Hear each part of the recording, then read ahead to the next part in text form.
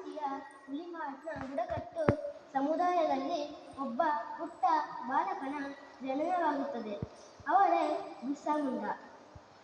ಬಾಲ್ಯದಲ್ಲಿ ಎಲ್ಲರಂತೆ ಕಾಡಿನಲ್ಲಿ ಆಟ ಮತ್ತು ಬೇಟೆಯಾಡುವುದರಲ್ಲಿ ಕಾಲ ಕಳೆದರು. ಬಿರ್ಸಾ, ಎಲ್ಲಿದ್ದೀಯ?